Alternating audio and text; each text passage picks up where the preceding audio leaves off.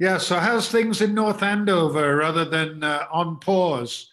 Is it cold? Is it snowing? Is it It's not raining? snowing, but April has been lousy so far, but it's a nice day out. It's probably probably 50 out right now. It's funny, even though we lost all our events, I feel like I've been as busy, if not more busy, being on all these Zoom calls and video conference calls. And I've been stuck in this chair for like 8 hours a day.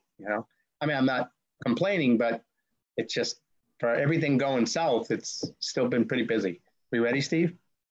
I think we're close. I'm just waiting for Okay.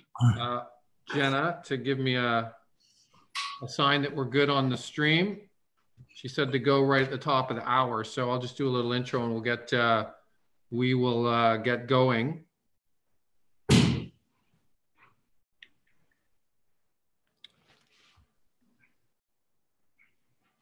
Yeah, the weather in the Toronto area, Alan can back me up on this. It's funny, spring came early, but it's been cooler than normal here as well.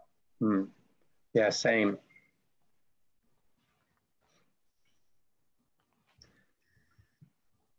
We had our scheduled 5K, BAA 5K 2 days before the marathon with 10,000 people in it.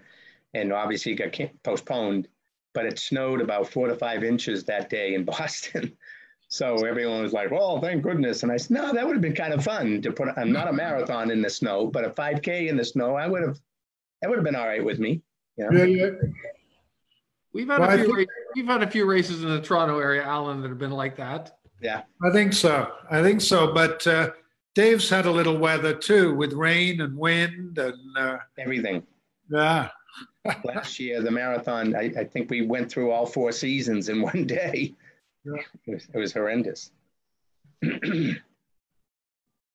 So how are we doing at 2:01, Steve? I just got the okay. So the Canada Running Series presents Runner's High. I'm Steve Fleck, and I'm pleased to be your host for today's talk with 2 of the true pioneers and leaders in mass participation and endurance sports races and events around the world. Thank you for tuning in on the Canada Running Series Facebook page. A reminder, registration for the Canada Running Series virtual races and events opens on the 1st of May on our website, CanadaRunningSeries.com. This includes the Under Armour Spring Runoff, Banque Scotia 21K du Montréal, and Scotiabank Vancouver Half Marathon and 5K.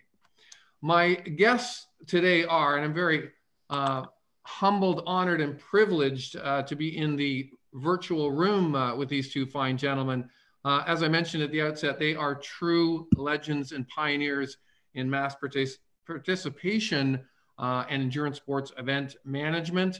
My first guest to my right, virtually on the screen, he lives in Toronto, Ontario, is the founder and the president of the Canada Running Series and the founder of the Scotiabank Toronto Waterfront Marathon, Alan Brookes. Welcome, Alan. Thanks, Steve. And also along with me is today in this chat that we're having on Runner's High is the founder and president of DMSE. He's also the longtime, many-year race director for perhaps the most iconic running event in the world, Boston Marathon. He is reaching us from North Andover, Massachusetts. Welcome, Dave McGillvray. Thank you, Steve. Appreciate it. And I don't know about legend or pioneer for me. I'm just old. That's pretty much what it boils down to. I've been around since dinosaurs roamed the earth in this industry. So, but I appreciate the accolades, and it's an honor to be on with Alan, and the fact that Alan was inducted into the Running USA Hall of Champions this past year. Well-deserved honor, Alan. Thank you very much, Dave. It's great to be here with you. And it's been really super the last couple of years as we've got a chance to work together more closely, our 2 teams. And you mentioned the Running USA, when we all got together to celebrate our sport in Las Vegas in February. It seems like a lifetime ago, but I think it is a great example of how we are connecting more. We are collaborating more. We were doing that more than ever. And we, I think, need to do it more than ever now. So it's great to be here together today. Indeed, Alan, this is a small businesses, and the businesses that work behind the scenes in this business are small businesses, but we all touch millions of people in terms of what we do and the products that we deliver in terms of the races and events that we do work with. And the first thing I wanted to get to talk to Dave about is that it's probably been an emotional week for you. We talked a little bit off camera before we got live here with this.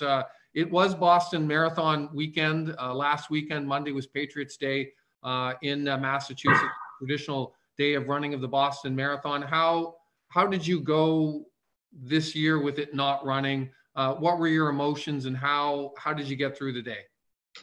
Well, I mean, everything's you put it in perspective, Steve and Alan, and obviously what's going on in the world today, in as much as what we do changes lives, in the end, they're road races, and what the people on the front line are doing, and our medical team and, folks, all over the country and coming to the aid of people who are, profoundly impacted by this. We have to focus on that and then get back to business. So it was strange, it was disappointing, and it was sad. The week leading up, there's 52 weeks in the year, and that's the only week where I could tell you exactly where I need to be and what I was doing Monday, Tuesday, Wednesday, Thursday, Friday, Saturday, Sunday, Monday of race week. And it was so surreal. I'm just sitting in the chair I'm sitting in now, staring out the window, and I should be meeting with public safety. I should be meeting with the medical team. Right now, I should be in Hopkinton meeting with the Hopkinton Marathon Committee, and I'm just still sitting in this chair. It felt like Groundhog Day. Race day was especially,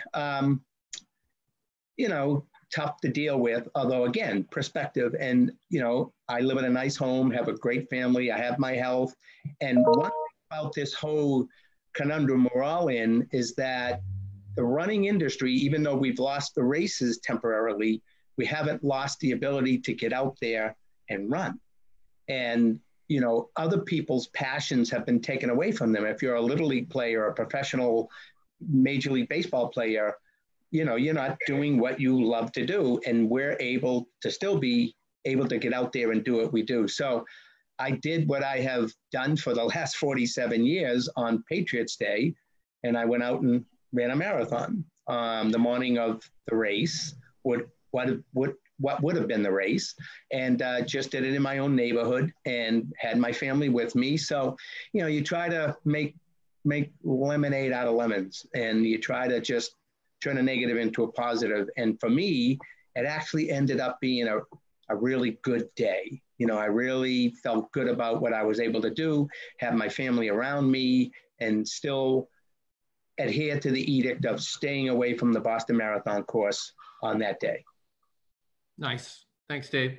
And Alan, you've had to make some difficult decisions too with the early season, races that are part of the Canada running series, and probably stressful times in terms of decision making about races that are coming up later on in the year. What's your sort of mental, state right now? Well, I guess as Dave said, it's like putting things in perspective. Things have changed so rapidly.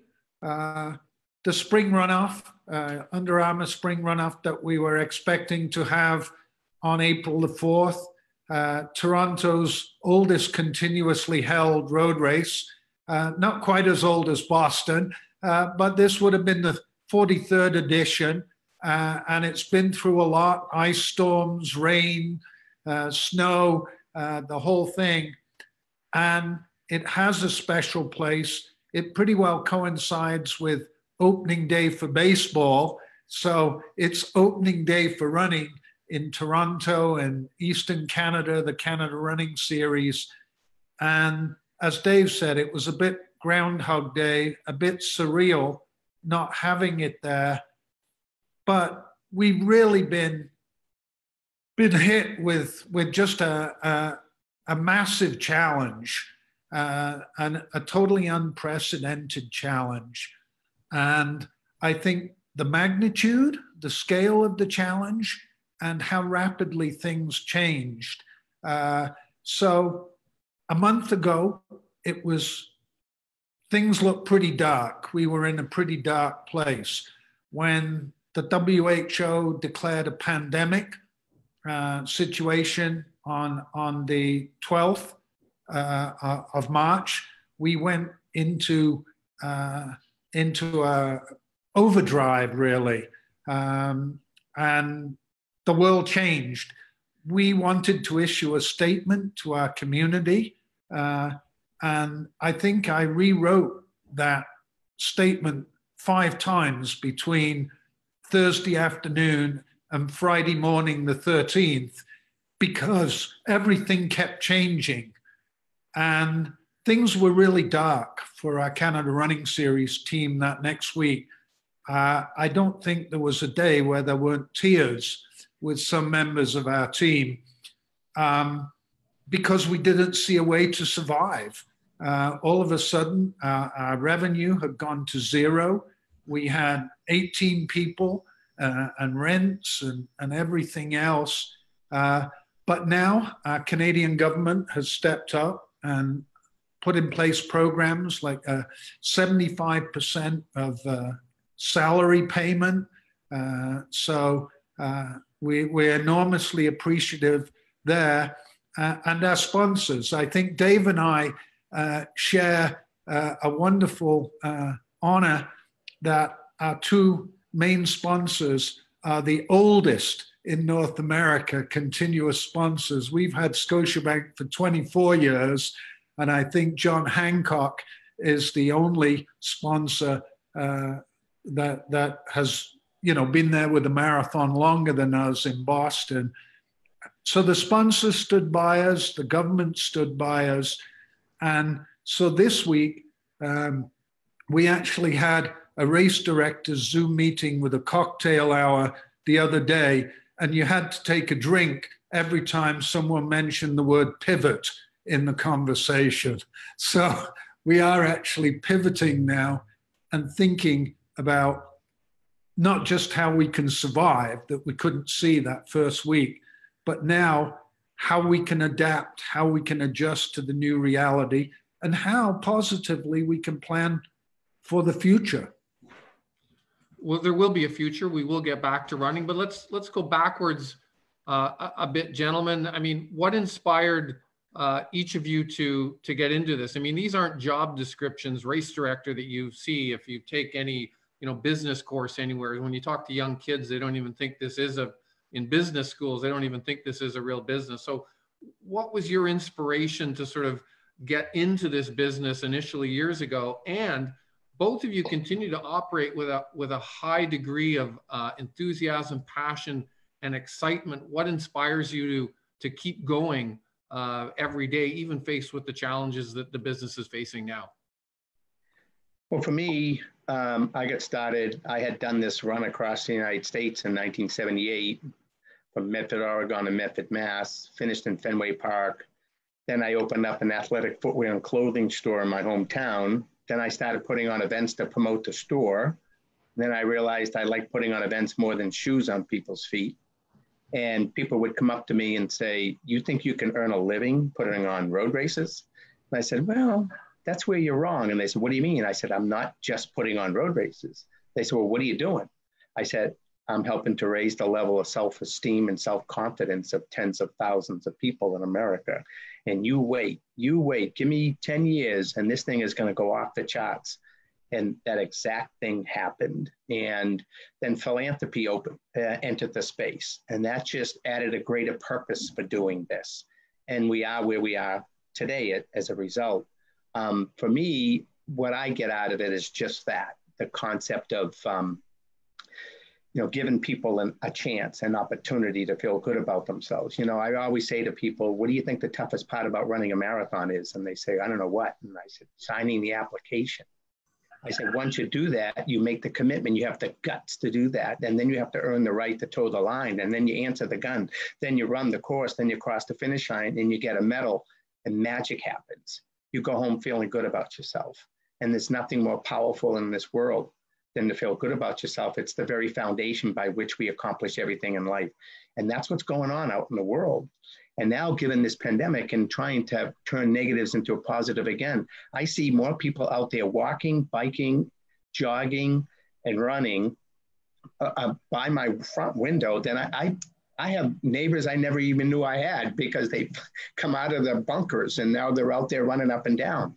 I spoke to an athletic footwear company just yesterday, and they said their online sales are off the charts right now. You know, so maybe we're going to experience like the third boom in running once this all finally settles down. So I really think, not that there's a silver lining, I wouldn't call it with all the damage that's being done, but you know, I think that our industry is going to be fine once we get out of this. And that's really where it all boils down to. I once was seeing, you know, looking for some help, and someone says, "This too shall pass." I was like, I know it will pass, but what do I do between now and then? I need coping skills. Like, what can I do now to get through this tough time in my life or whatever, so that I can get to the point where now it all opens up. And that's what we're dealing with right now. And it's a matter of, you know, waiting it out, because we can't do much right now. And then once we're back into the game, then it's a matter of adapting to this new normal that we're all going to be dealing with. And it will be very different for all of us, for race management people and for the runners themselves. This is going to look somewhat different, at least for a bit of time, and then hopefully this all goes away and we're back to what we love to do. Alan, initial inspiration and what gets you up in the morning now? Well, you know, I was a club runner, and I was teaching at university. I taught for university in Canada for 10 years, and that was the sort of era, the 1980s. Where universities were downsizing and everyone was sort of, walking around with gloom and doom. And there was a running boom happening there. It was full of energy, dynamism, young people excited, as Dave said, about, feeling better in life, changing their world step by step. And I got a chance to organize the race. Then my career path followed Dave's. I had a running store and I did races and run groups, and found out too that I was much better at the races and a lousy retailer. And so, our races grew in Toronto, and then in 1999, we took them national with Canada Running Series, where our mission is building community through running. And again, sort of echoing Dave's comments, it's really uncanny how the two of us developed in our careers and our goals, that we wanted at Canada Running Series to make people feel better, to build a healthier environment, to have a meaningful place in the city building process. And as Dave mentioned, the charity piece has come along, and now, our running community have been raising about $6 million a year for over 300 local charities in Toronto, Vancouver, and Montreal. So there are so many inroads into the broader community that have made running relevant both to people's lives and to the space that we want to live in. Thank you, Alan. Boston, Dave, is an iconic event in many respects. It's the flag bearer of the whole sport of distance running and marathoning in particular. When you ask anyone on the street, they'll know about, the Boston Marathon. And Adidas had this poster, an ad byline a few years ago. There's Boston and everything else is just a qualifier. Does that put any extra responsibility on you as the race director and the flag bearer at Boston, principally, of that great legacy? Well, I always look at myself as more of a caretaker. The race was here before I was born, not much earlier than when I was born, and it'll be here a lot longer after I'm gone. I'm just helping to take care of it for a while. And I once started an article, the title was, "It's Only a Road Race." And as I was writing the article, as I got to the end of the article, I went, wait a minute, that's not true. It's way more than just a road race. And what I even learned myself is that an event like the Boston Marathon, for so many people, is the holy grail. You know, it's the World Series, the Kentucky Derby, it's the Tour de France, all rolled into one. And that puts a lot of responsibility of those of us who manage it on ourselves, because we have to deliver. This can be a life-changing experience for so many people. The fact that you have to qualify for it, you know, and that's the carrot that's out there for runners all over the world. They may not make their Olympic team or go to the Olympic Games, but they can qualify at some level for the Boston Marathon. So for us, it is a tremendous amount of responsibility, and we have an obligation to put on the best possible race for them. Alan, same question for you, Alan, really specifically about the Scotiabank Toronto Waterfront Marathon. I mean, that race has become, just in the last, I'd say, 10 years, very iconic. It has been the place of numerous records, Canadian records, Olympic qualifications, national championships. And I know in my work at the race, I see you at the finish line. And when those Canadian records were broken in your race, the smile on your face, it just went sort of ear to ear. But I know you feel a great responsibility to keep that race going on. And more than just the records and the accolades, you talk about the community and the running community. How responsible do you feel to keep all that going along? Well, I think in a different way.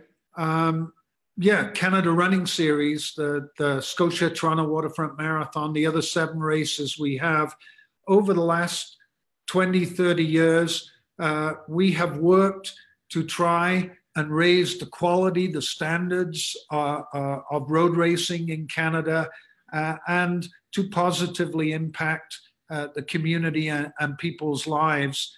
But as Dave suggested, it's a shared responsibility. It's not just me. We have, 18 people, Charlotte and Chris in Toronto heading up the team, Ryan in Vancouver, and Francois and Tandem in Montreal. And, everyone has an important role to play now more than ever. I think, Dave talked about some of the things that we really associate with Boston, the Holy Grail and how important it is. I think our races generally, and especially, well, all races really, they do 4 main things for me. They're so important, I think, in bringing us together. We make friends from around the world, across the street. People get married at our races. They're the things that bring us together in our shared lifestyle. Also, we mentioned the charity function, all the money that's raised that make us even more important again in coming together, not just with our shared values and our shared lifestyle, but again, helping others in the community.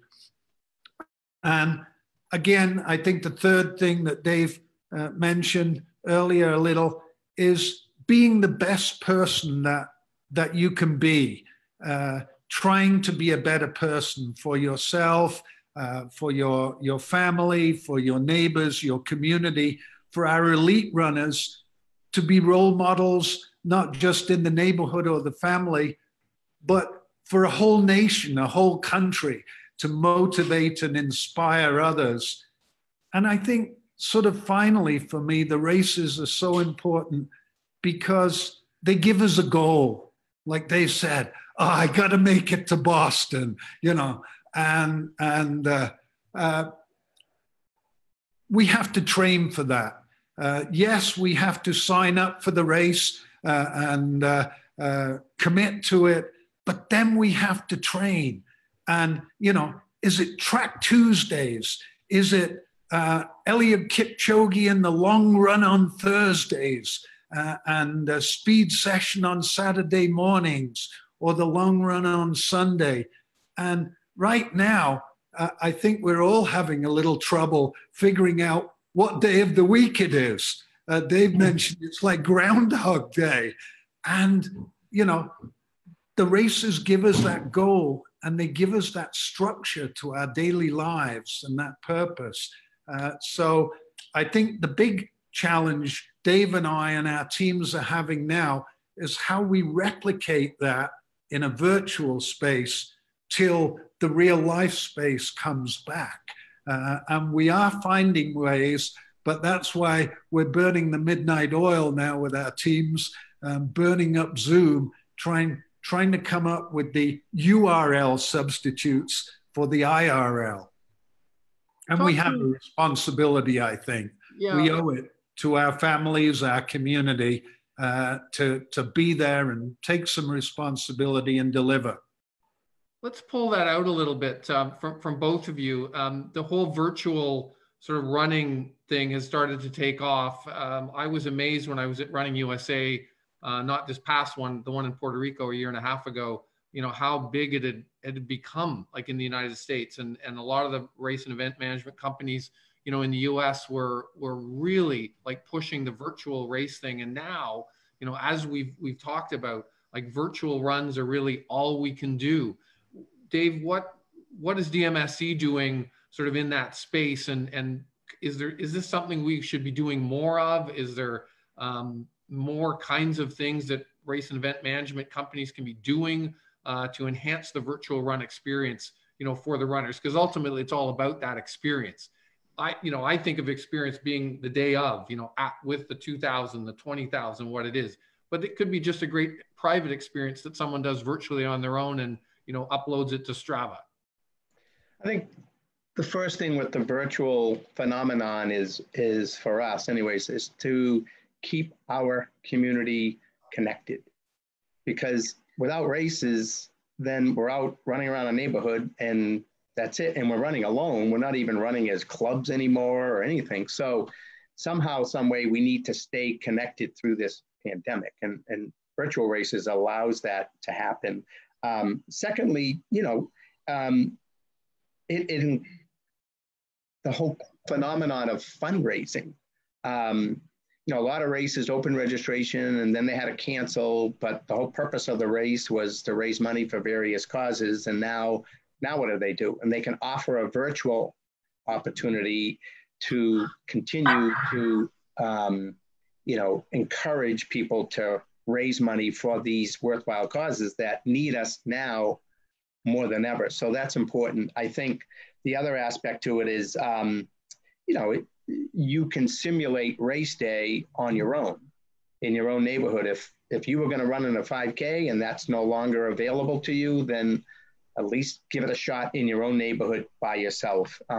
Keeping streaks alive, it gives that opportunity for the race. You know, we may have leftover T-shirts and medals and all kinds of, you know, swag that we purchased for the race that now the race isn't going to happen. Well, this gives us an opportunity to ship it out. Yeah, there's labor and there's expense to it, but at least we can give something back to the participants to acknowledge their accomplishment. And lastly, you know, the whole aspect of, you know, just environmentally, you know, obviously, you know, just the whole idea of, you know, the cups and the this and the that, and now none of that's out there in the event because there's no event. So this benefits to it. You know, I mean, for me personally, you know, I'm not the biggest virtual runner fan because I so love being around people and running in races, and that's what I want to do, you know. But at the same time, if this is the alternative, the stepping stone to get to where we need to be, then we're pushing it and promoting it too. Alan, thoughts on virtual? Oh, I think it's a vital component of where we are now.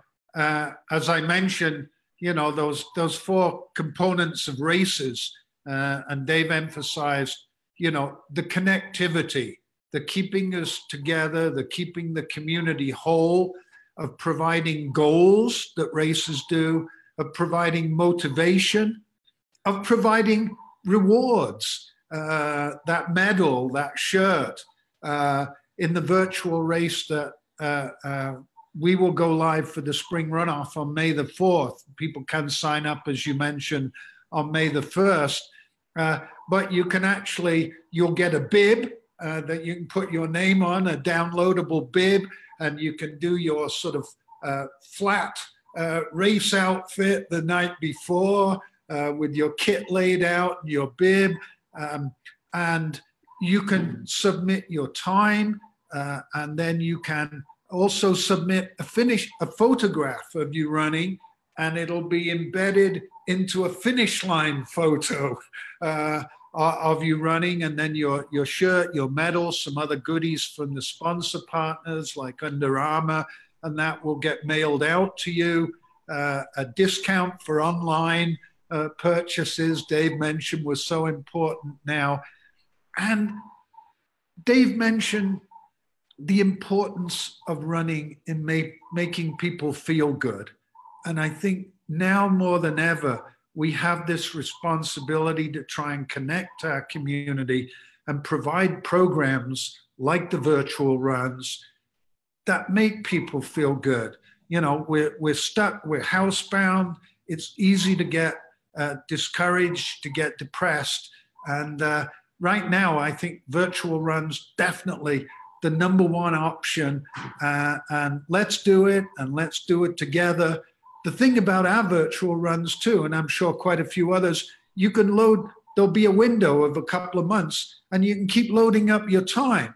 So again, maybe you have a training program and you are trying over the 2-month window to do your spring runoff 8K 5 times or 10 times and improve your time and stay healthy and stay motivated. So yeah, please everybody, love it if you do ours, whether you're in North Andover, Massachusetts, or wherever. You know, we can share the experience together. It's not quite the same, as Dave said, as real life, but it's the best thing we have going right now. Now, speaking of virtual runs, Dave, you mentioned this before. You sort of ran a virtual Boston Marathon on Patriots Day on Monday, you know, on your own. But you do something every year that's super cool. And as a race, you know, looking at you as the race director, I'm always amazed that you do this on race day. Once your race director duties are done at the finish line on Boylston Street, I'm assuming you get in a vehicle and you drive out to Hopkinton, and then you run. Starting in the late afternoon, you actually run the Boston Marathon course, the 26 miles from Hopkinton to the finish line in the Back Bay on Boylston Street. Why do you do that, and what does it mean to you to do that every year? Well, after I had finished my first one, I had made a commitment. It's a long story, I won't tell, but to my grandfather that I was going to run this race every year for the rest of my life. So I ran it for 15 years in a row, and then I got offered the job to help manage it. And I was like, what do I do? Do I run in it, or do I help run it? I wasn't really sure. And then I said, well, I need the money. I'll take the job. So I'm standing at the finish line of the marathon, high-fiving everyone, and I just knew something was wrong and not the same. So I tapped a state police trooper on the shoulder, and I said, officer, you do me a favor? And he said, what? I said, will you drive me back to the start? He says, why? Did you forget something? I said, yeah, I forgot to run. So he drove me back to the start, and I got there at 8 o'clock at night and ran it by myself, finished at 11 o'clock at night. And I've done it that way for the last 32 years. And so when Patriots Day came this past Monday, I said, well, I can't run the course. No one can, but I can adapt, I can adjust, I have a motto in my life, and my motto is, it's my game, so it's my rules. And it's your life, and it's your rules to do with it as you see fit. And I said, I'm going to get out there and run a marathon, as I have for the last 47 years on Patriots Day, and was able to do it. So, you know, it's just, again, a very, very, very personal thing. I mean, no medals, no awards, no nothing, no name in a record book. It's not official, but to me, it was meaningful and memorable. Thank you. That's special. I've always thought that's a super cool thing that you do every year, Dave. Alan, you've mentioned the word community sort of just in numerous times in this brief conversation we're having here today, what are the various communities that are really important to, putting together a large, race of 1,000, 10,000, 20,000 people? What are those various communities? Because there are more than just one community, and what makes each of them special? Wow. Going down from, I guess, the bigger picture of our global running community that, do share information, do inspire us, help, we, just like Dave and his team and our team collaborating, working together, I think in that leadership component, we really have a global family that we learned from Carlo Capalbo in Prague and Run Czech, Mike Nishi and his team in Chicago, so many people, Jim Heim in New York, and as our events have become bigger and more complex the last few years, I think our family, our community has grown bigger. Dave, we mentioned the charities several times. The Waterfront Marathon, we have about 200 charities in the Scotiabank Charity Challenge. They bring about 25% of our runners, and working with so many of those smaller community-based charities, our volunteers. We have about 600 area managers that actually get a small honorarium, but they have to be recruited, they have to be trained. We couldn't possibly manage any of this without them. And then we have over 3,000 regular volunteers doing other things. I know some races like Boston or Chicago are quite a bit bigger than that even. But those are really the backbone of working with the volunteer community and rewarding, supporting volunteerism. All of these things are so vital that it really has taken a much larger group to organize things. When Dave and I started doing this gig, at least on my end, we had me and Dave Reed at the spring runoff and Walter Fayon and a couple of trucks and the cones and the barricades in the back of the truck. And that was it.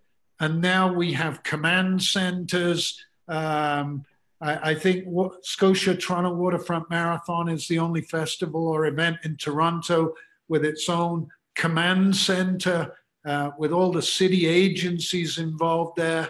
Without our city partners, I remember a few years ago listening to a talk by Guy Morse, a former president of the BAA and Boston Marathon, and Guy talking about the relationships with all of the communities along the Boston Marathon course. And I said, but Guy, it must be easy. You've been doing this thing, like Dave said, for 1,000 years and the same course on Patriots Day. And he says, yes, but you know what, Alan? The people keep changing. The people in all the departments in every town and community, they keep changing. And we have to keep working with the new people. So it is a massive effort, a lot of communities. And of course, definitely not least, want to mention our sponsor partners. And when Dave and I were at Running USA, there was a nice presentation there from a footwear company. And they ended up with a slide that says, sponsors pay for events, but partners help build them. And Dave and I have been massively fortunate in our marathons to have people like John Hancock and Adidas, people like Scotiabank and New Balance now and Running Room that have been true partners. And again, communicating with them through the saga right now, working together with them to keep ourselves whole has been a massive part, as well as working with our volunteer base and everyone else. Thank you, Alan. Dave, probably the word community took on a whole new meaning for you and your team and everyone in Boston after the terrible events of 2013. I don't want to sort of go into great detail about them, but hashtag phrases like Boston Strong or anything strong kind of grew out of that tragedy and the terrible events that unfolded, on race day at Boston in 2013. I remember Bob Babbitt wrote something very powerful after, our friend Bob Babbitt wrote something really powerful after. He said, we're not going to let these guys, stop our race. We're going to be back next year kicking ass at Boston. Did community take on a sort of a whole new meaning for you, your team, and the city and the people of Boston and the participants after 2013? Well, you look back and those perpetrators mess with the wrong crowd. This running industry was not going to be denied, obviously, and we all persevered, and we got through the tough part. It's funny, right after the day after the race, I did have some athletes come up to me and said that they may not ever come back because they were afraid. And then just the opposite happened. The demand to participate in the 2014 race was off the charts. I mean, if we let everyone in who wanted to run, we probably would have had over 100,000 people running down from Hopkins to Boston.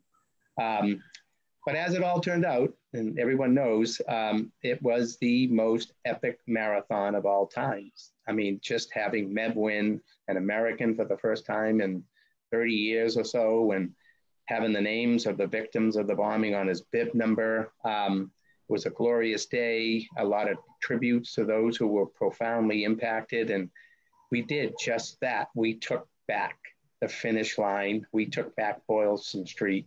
And, we became Boston Strong as a local community, as a national community, as a running community, as a international community. And I see what's going on now with this pandemic. It's a little bit similar in the sense that we've been whacked pretty hard by a tragedy, and we need to all come together as a community like we did in 2014 after the bombing and get through this together. It's interesting, they say we'll all get through this together, but we'll also all have to get through this apart, with the social distancing. So it's an interesting correlation between what happened then and what is happening now. But, if history repeats itself, we'll be stronger and a better community once we get through, hopefully these next few months. You mentioned earlier, Dave, that participation numbers are up sort of, anecdotally, just sort of building on what you just said there about, maybe the good news to come down the road. Yeah. And in the last two times we've had recessions, like, sort of harder economic times, the early 1990s, the late 2000s, 2008, 2009, we did have a nice bump up in terms of mass participation event running, like across the board. What do both of you see? I mean, Alan, you and I have been on calls, Zoom calls in the last couple of weeks. This is kind of getting tossed around a little bit. Will we see a bump in numbers? The numbers of runners, participation numbers across North America has been fairly stagnant, maybe down a little bit. I think it was 1% last year, the Running USA data and information from last year. Are we going to see that lift up? Probably not this year, maybe not, into 2021, but maybe 2022.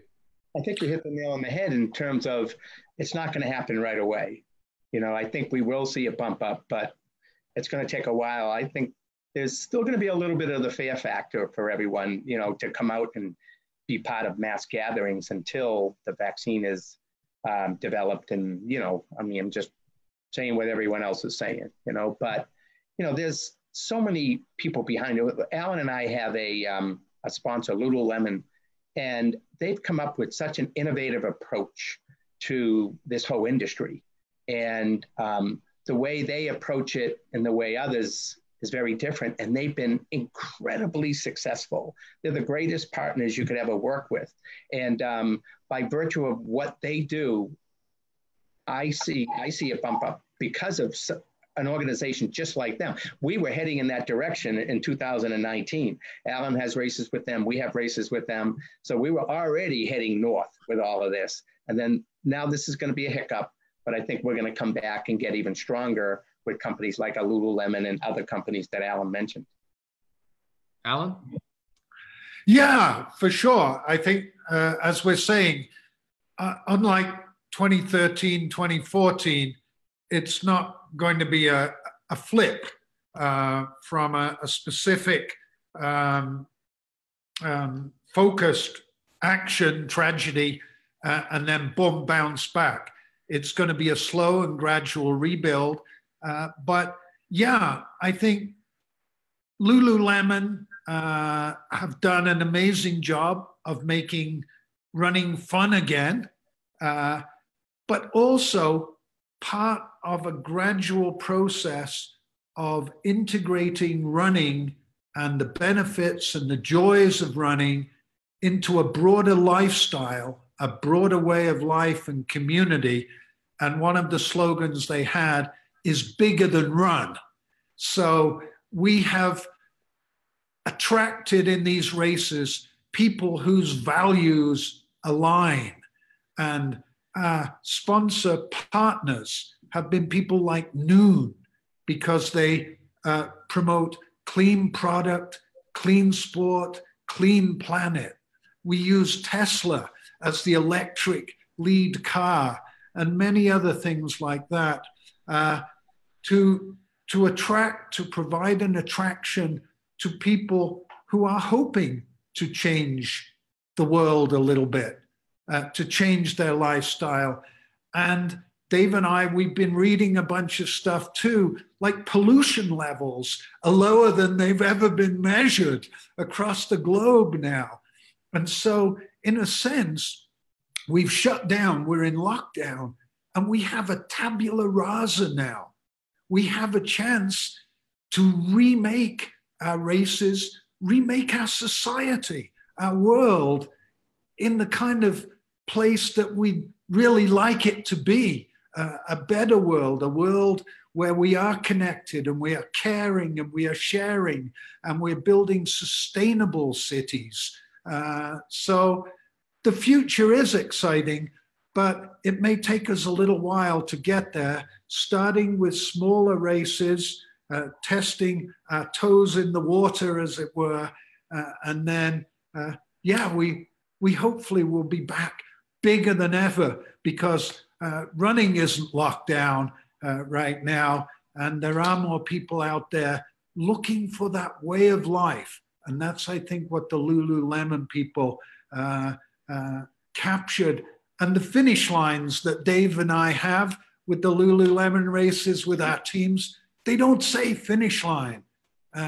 They say the party starts here, and you do your run, and it's a celebration of running, a celebration of the sport and the lifestyle that we all love.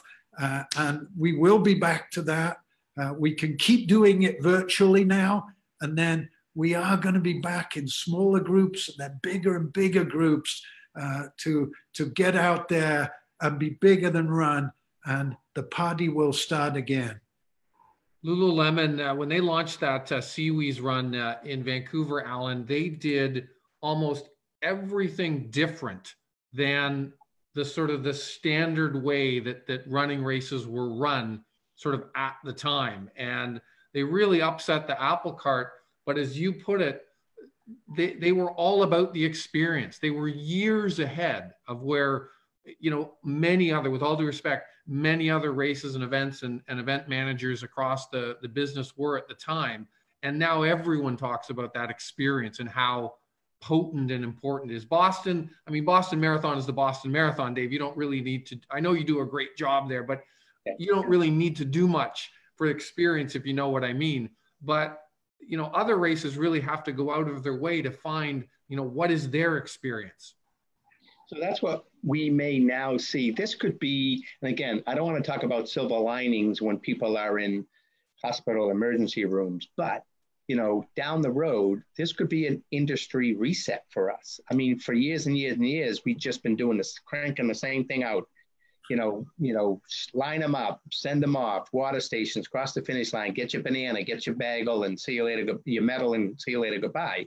And maybe now we have time to reflect, sit back and say, can we even do this differently? Can we do it better? Can we deliver a better experience for our participants? And this gives us now the opportunity to do that. And for me, you say Alan and I are pioneers and whatnot, but it's all, my greatest talent is surrounding myself with people who are smarter than me. And so I have a team at DMSE, Matt West, and just everyone part of my team that is young and vibrant, and they're, nothing against Alan, but Alan and me is like, I don't know, these kids know the way to go. We're just there to support them now. At one point, it was just about road cones and barricades, and now it's a whole different process. And thank goodness for this new blood that's entered the event management space to take it from our hands and bring it to a whole different level. In a certain way, Dave, you're right. This pause might be the best thing that could ever happen, to the business. I mean, in some respects, 2019, certainly from a high performance standpoint, was maybe one of the greatest years ever, in running and marathon running in particular. And now we're abruptly on hold for 3, 4, 5 months. We don't really know. What does the future look like? Beyond sort of great experiences, performances, the run performances last year were off the charts, not to get into the controversy about the shoes, but where's it all going? The high performance side of things, and then that, the experience for the masses. Alan? We don't really know. That's the exciting but the scary part. I think communication has been mentioned a bunch of times in our conversation and in many others in the last few weeks. And we're going to have to rebuild this together. Right now, again, we're trying to keep our community whole, and we're trying to keep our businesses whole. And that's a delicate balance now between providing virtual races and other content to try and keep our community connected, to keep them motivated, to keep them challenged, to keep them positive. But if we have Boston Marathon on September the 14th, and if we have Scotiabank Toronto Waterfront Marathon on October the 18th, we need to have some money in the piggy bank so that, again, we can deliver those experiences at a level that, our community expects and wants. So I think it's really going to take this ongoing engagement, which is why we really appreciate today, Steve, and this opportunity to be connecting and talking to each other. And it is a great opportunity, as Dave said, but we're going to have to get there together. And maybe it will be an era of greater communication and collaboration. So many of our run crews and our new millennial runners that are so important, in our organizing teams. I think there's probably hardly anyone on Dave or my team that are more than half our age.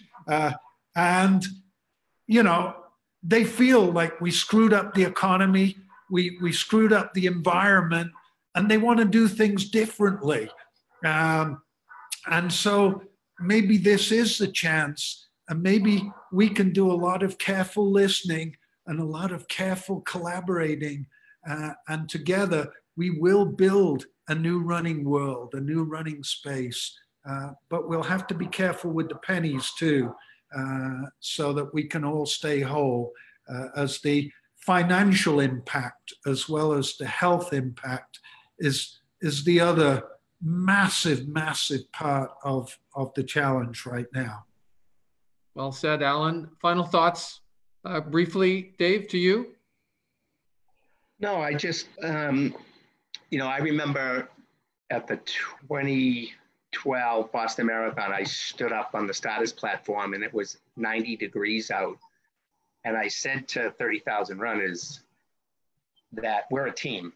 You know, without us, there's no race. Without you, there's no race. And we, with this extreme condition, we can't fit all of you in the medical tent. I can't fit 30,000 people in a medical tent. So you have to take personal responsibility for yourself. Yeah, if you go down, we're going to be there to help you, but we need you to help yourself too. And it's the same thing here. We need runners to understand what we're going through in terms of races and how financially, you know, DMSE has pretty much lost all our races March, April, May, June, July, August. We're into September already. And we haven't had, our last race was Thanksgiving. I never in my wildest dreams ever thought that this would ever happen to this industry, but we're here. So we have to deal with it. So it's a team effort between those of us who produce the events and those of us who run in the events to work together for a common goal of bringing this back, but bringing it back even better than the way we left it, and you know, back a couple of months ago. Thank you, Dave. Thank you, Alan. You've been watching Runners High. Thank you to all those people who've tuned in on our Facebook page, on the CRS Facebook page. I'm Steve Fleck on behalf of the Canada Running Series. Goodbye for now.